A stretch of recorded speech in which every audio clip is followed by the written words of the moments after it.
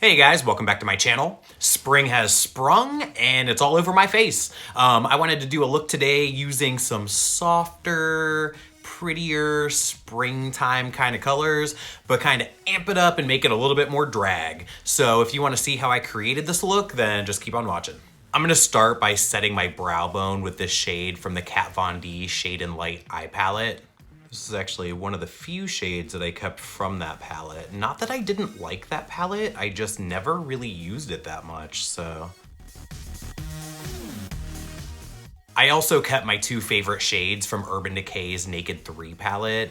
I love these two shades just for building up the crease and blowing out the transition area. I also drew my eyebrows on a little bit higher than normal today, with my eyes being deep set, doing a wing and doing lashes.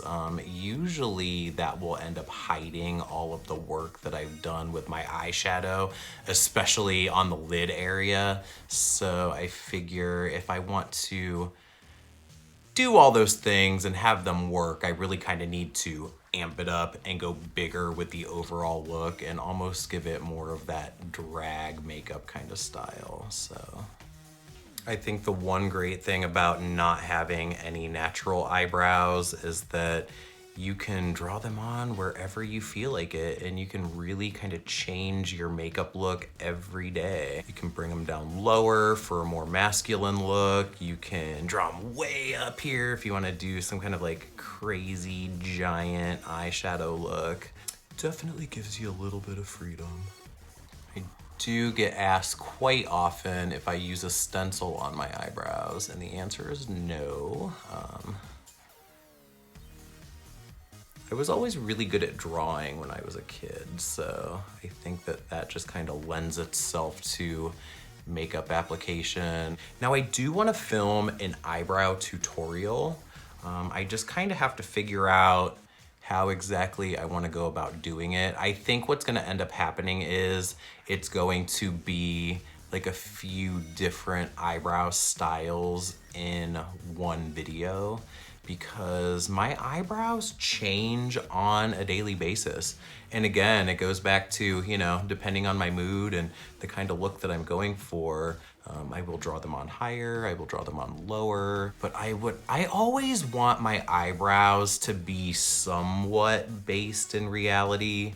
Now, when you're drawing them on, I think they're always gonna be somewhat clockable. You know, most people have actual eyebrow hair. So, you know, with me, I'm completely starting from scratch, but hopefully you'll be able to take a little bit of something from a tutorial like that. And I'm definitely jealous of people that can grow an eyebrow hair, because I gotta start from scratch every day of my life.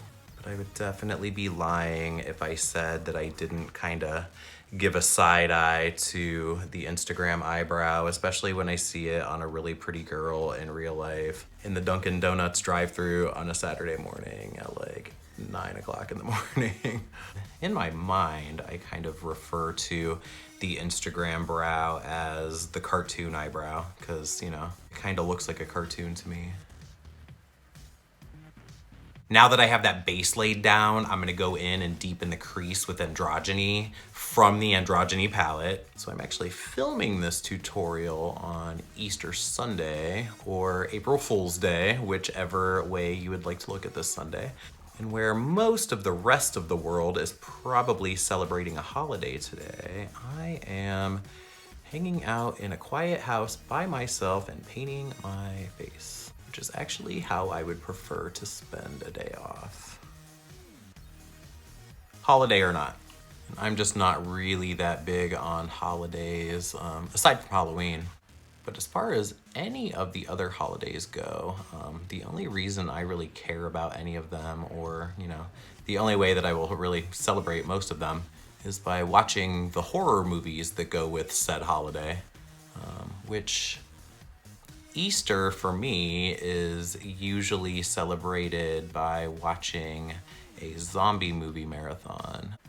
Last year, I started with Night of the Living Dead, the original Night of the Living Dead, at like 6 a.m. I got quite a few movies in last year.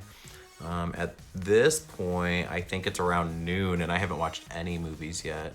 I'll definitely try to get a few in before the end of the day. And with it being April Fool's Day, I think that I'm going to start my movie marathon with the movie April Fool's Day. And it actually starred Amy Steele, who was the final girl in Friday the 13th Part 2. I believe that they remade April Fool's Day a few years back. I think that they did.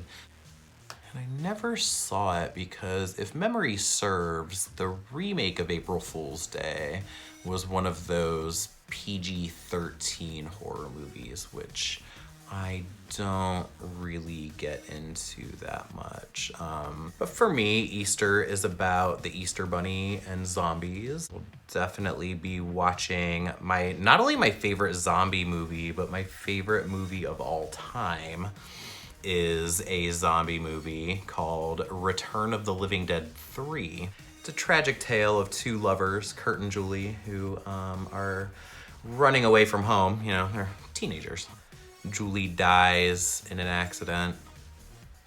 She is brought back to life, and she's a zombie, so she wants to eat people. And in the Return of the Living Dead movies, more specifically than just wanting to eat people, they actually eat brains. And of course, Julie is hungry for brains, and she is basically spending the entire movie just trying to feel human again and trying not to eat her boyfriend, who she loves so much. And at some point discovers that if she feels physical pain, that the hunger for brains is curbed. And so to curb her hunger, she begins self-mutilating herself in the most attractive way possible. And it actually ends up being more like extreme body modification than it really is self-mutilation. But by the end of it, Julie ends up looking more like something from a Hellraiser movie than she does The Living Dead. I remember I rented that movie from the video store so many times that my mom got really pissed when I came home with it one night. And she was like, I'm gonna stop giving you money to go to the video store if you don't quit bringing that movie home. So when I got my first job, with my very first paycheck, I actually bought myself a copy of that movie. And it was just finally last year or the year before released on Blu-ray, unedited, like the director's cut. And it's still my favorite. I have the movie poster hanging above my bed in my bedroom. I would love to get a tattoo of the Julie character, but I feel like with that one, it's gonna have to be, I'm gonna have to really research my artist on that one, because that's gonna be like a portrait, and that one has to be so perfect if I ever get it, So I'm gonna do a cut crease today, and I'm gonna cut it way above where my natural crease is, because I also wanna add a wing to this look today, and I want to put some lashes on, and I want you to still be able to see the champagne shade on my lid and still be able to see that cut crease through all of that extra shit that's going on in my eyes today. So I'm gonna cut that out with the MAC Pro Longwear Concealer in the shade NW15. And this little tiny concealer brush from the Morphe Vegan palette is really good for cutting out a crease, because it's really small, it's really tightly packed, and the edge of it just stays really sharp. And I'm kind of cutting into that inner corner there too, where I want my highlight to be.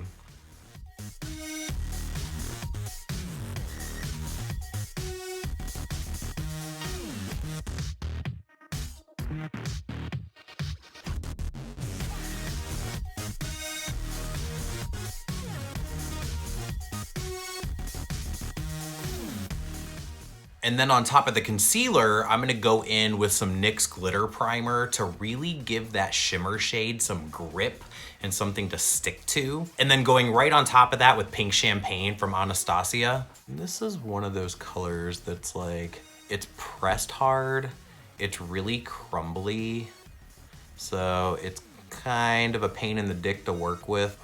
Once you get it to work and once you get it on there, it's really fucking pretty.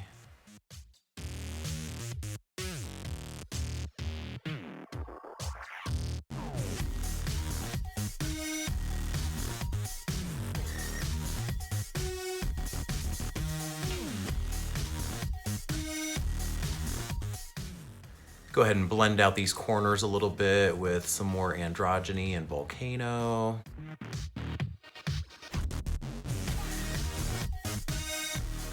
I feel like maybe recently I've seen a few palettes on Instagram that were like a little bit more pastel in their color scheme, and I am just totally bored by those kind of colors. Neons, yes. Pastels, no. This is the only pastel I want to see, and I'm gonna pop them in my mouth.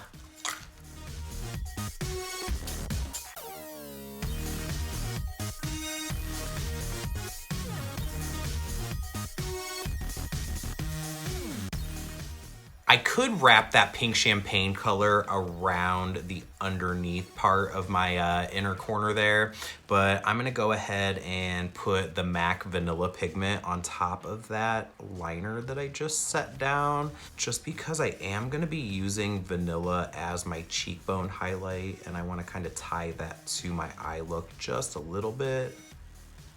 So I was definitely torn with this wing liner. Like, I definitely wanted to do one, but I wasn't sure whether I wanted to do like a black wing that kind of like smoked into the eyeshadow, or if I wanted to do something that was really gonna kind of pop against the darkness of this outer corner. I think I'm gonna go ahead and do like a gold metallic liner against that. I think that would be really fun.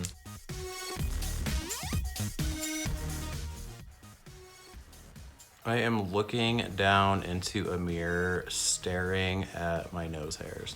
I should probably wax.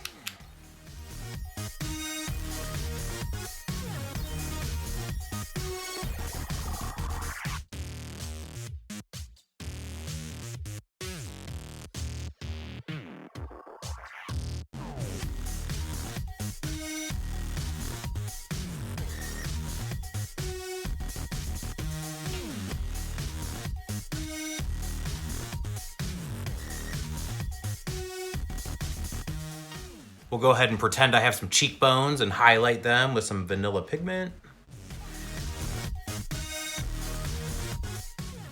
And just a little bit more.